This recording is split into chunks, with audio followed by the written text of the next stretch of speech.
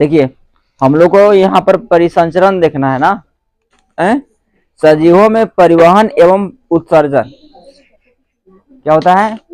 परिवहन का मतलब क्या होता है आप समझेंगे, कोई लिखेंगे नहीं, बहुत लिखे आप लोग, है ना।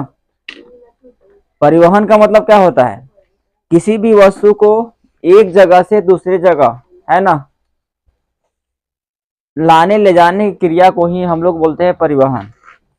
ठीक है, क्या बोलते हैं, किसी भी वस्तु को एक जगह से दूसरे जगह लाने की क्रिया को क्या बोलते हैं, परिवहन। अगर जैसे मान लिया जाए अगर कोई वस्तु यहाँ पर है और इस वस्तु को यहाँ पर अगर हम ले लाए तो इस क्रिया को हम लोग बोलते हैं परिवहन।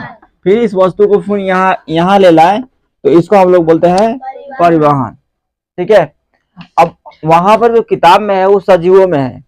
सजीव का मतलब होता है कि जिसमें जीव होता है, वही ना। परिवहन का मतलब जैसे रोड पर आप यहाँ से यहाँ वाहन के माध्यम से गए तो ये भी एक प्रकार का परिवहन है। अपना स्थान परिवर्तन किए कि नहीं किए, तो स्थान में परिवर्तन होना ही परिवहन कहलाता है।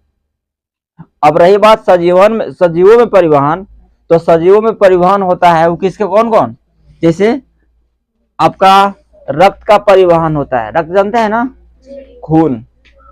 ऑक्सीजन का परिवहन होता है ना, हवा, होता है कि नहीं। जैसे हमारे शरीर में हवा तो हम मुंह से ले लिए, लेकिन शरीर के विभिन्न अंगों तक वो हवा कैसे पहुंचता है, उसी को क्रिया को हम लोग बोलते हैं परिवहन। समझा गया ना, क्या बोलते हैं उसी क्रिया को, परिवहन बोलते हैं। तो यहाँ पर ये कोई दिक्कत नहीं है। आगे आपका क्या है अब है आपका, इसमें आपका पौधों में परिवहन हम लोग देखते हैं, है ना। पौधों में जल और खनिज लवण का परिवहन कैसे होता है, समझ में आ गया। अगला टॉपिक क्या है, पौधों में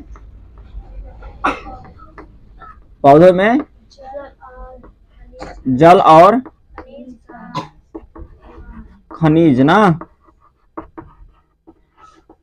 लवण का परिवहन,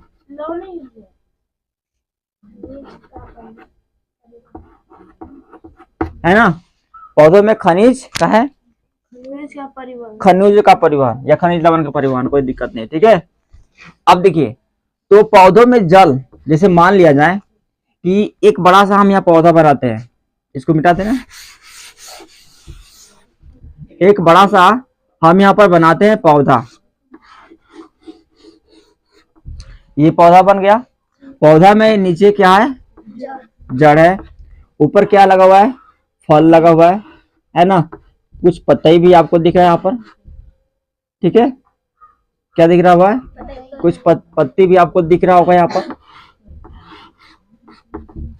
ये सब पत्तियां दिख रहा है ना। तो इसमें जल और खनिज लवण का परिवहन कैसे होता है, मतलब कि पौधों के विभिन्न भागों में जल और खनिज लवण कैसे पहुंचता है ना।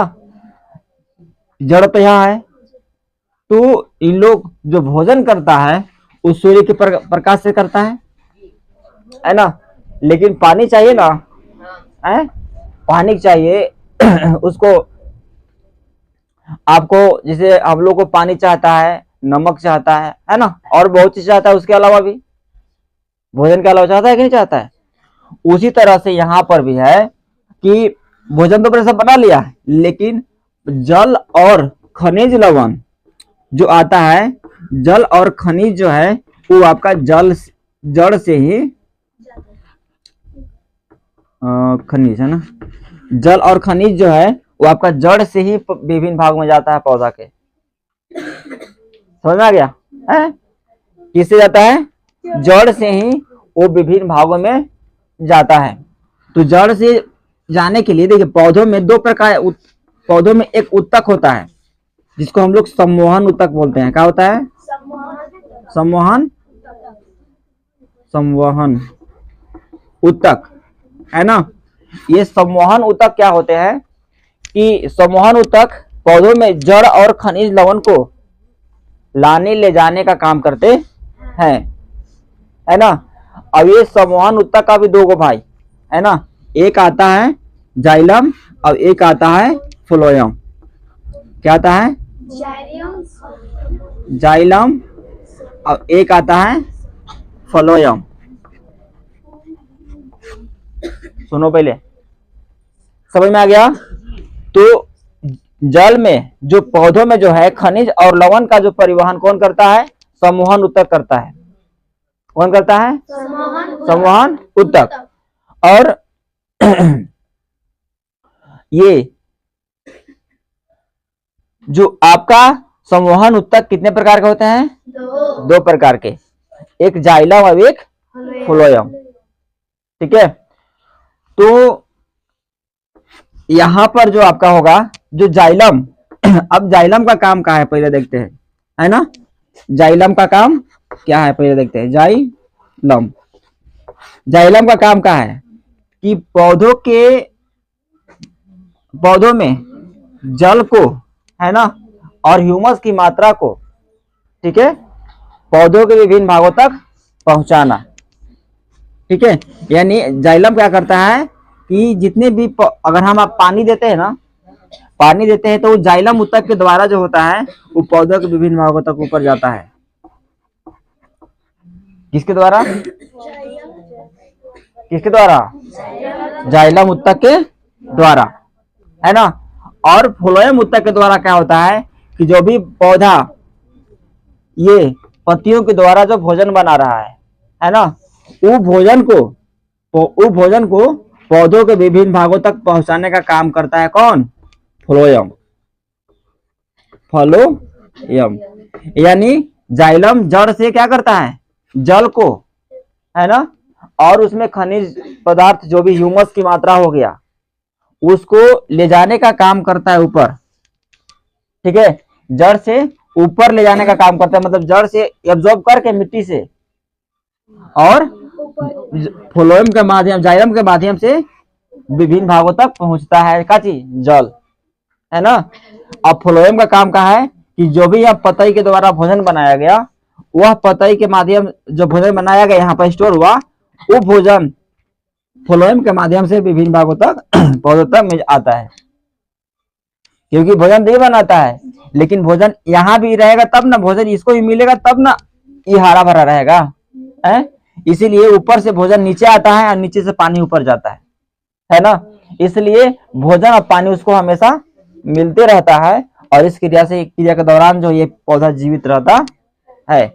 आप खाली सूर्य के प्रकाश में इसको रख दीजिए, जड़ से उसको पानी मत दीजिए, तो क्या ये जीवित रह जाएगा? नहीं रहेगा।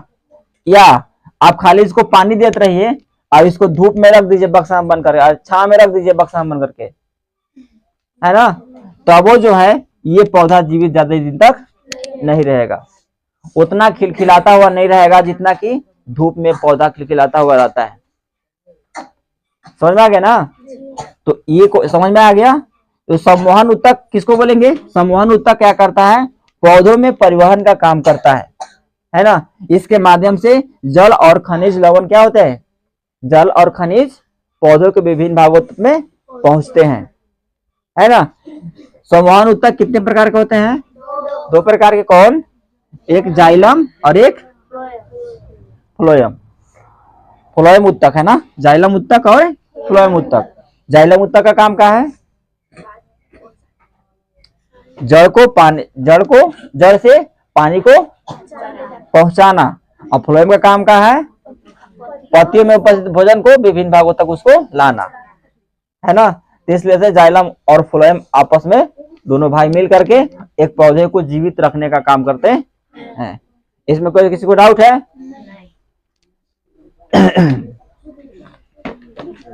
ये हम लोग पढ़ लिए, फ्लोएम पढ़े, ठीक है। तैयार भोजन पौधे के सभी भागों तक जिस संवहन उत्तक के द्वारा ले जाए जाते हैं उसे फ्लोएम बोलते हैं। पढ़ा दिए ना। भोजन को लाने का काम करता है जाइलम, जल से क्या लाता है? मूल जड़ से जल का परिवहन करता है ना। खत्म। अब है आपका वाष्पोत्सर्जन, ठीक है। अब वाष्पोत्सर्जन समझ लेते हैं हम लोग। ये वाष्पोत्सर्जन क्या होता है उसके बारे में देख लेते हैं ना। वाष्पोत हाँ देखिए, वाष्पोत्सर्जन जिसको हम लोग उत्सर्जन भी बोलते हैं, मानव जाति को में उत्सर्जन बोला जाता है, ठीक है। और ये पेड़ पौधे में वाष्पोत्सर्जन का मतलब होता है वाष्प के द्वारा उत्सर्जित हो जाना, है ना, वाष्प के द्वारा उत्सर्जित हो जाना। अब मान लिया जाए कि इस तरह से अगर आपके पास पतई है और इस पतई में अगर ज्यादा जल हो गया, खाली आप पानी दे रहे हैं, धूप लगी नहीं रहा है ना, तो ज्यादा जल हो गया तो यह जो है वाष्प क्रिया के दौरान जो होता है जल को वायुमंडल में क्या करती है, छोड़ देती है। अगर ज्यादा जल हो जाता है तो जल को क्या करती है, वायुमंडल में छोड़ देती है। तो जल को वायुमंडल में छोड़ना ही वाष्पोत्सर्जन क्रिया कहलाती है। यह क्रिया किसके द्वारा संपन्न होता है, पतई के द्वारा। किसके द्वारा, पत्ती के द्वारा जो होता है यह क्रिया संपन्न होता है, वाष्पोत्सर्जन की क्रिया, ठीक है। तो इसका आंसर कैसे लिखेंगे कि पत्तियों के द्वारा उपस्थित पेड़ पौधों में अतिरिक्त जल को जब वाष्प क्रिया के दौरान जो होता है जल को बाहर छोड़ दी जाती है ना, तो उसी क्रिया को हम लोग बोलते हैं वाष्पोत्सर्जन। समझा गया ना। यानी वाष्प के द्वारा जो होता है जो अतिरिक्त जल जो होते हैं बाहर निकल जाते हैं, तो उसी क्रिया को क्या बोला जाता है, वाष्पोत्सर्जन। बात समझ में आ गई है? समझ में आया? काहे आवाज हो रहा है? समझ में आया ना। वाष्पोत्सर्जन में कोई दिक्कत, जाइलम फ्लोएम में कोई दिक्कत, संवहन ऊतक में कोई दिक्कत नहीं ना है। आगे हम लोग चलते हैं। अब हमका है जंतुओं में परिवहन, ठीक है।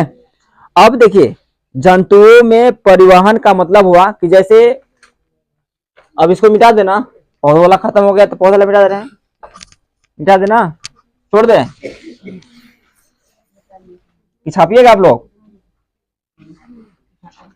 छाप लीजिए, छाप लीजिए। जाइलम हो गया, क्या लिखे तो ये फ्लोएम लिखे, ये शॉर्टकट है। आप इसको इस समझ में आएगा कि जाइलम का काम क्या है, तो जड़ से पौधा को, अब जल को क्या करता है, जल को विभिन्न भागों में पहुंचाना ना। फ्लोएम का काम क्या है, जो भी भोजन है भोजन को विभिन्न भागों तक लाना, ठीक है। वाष्पोत्सर्जन समझ में आ गया। वाष्प क्रिया के दौरान जो होता है भोजन जल को अतिरिक्त जल को बाहर निकालना।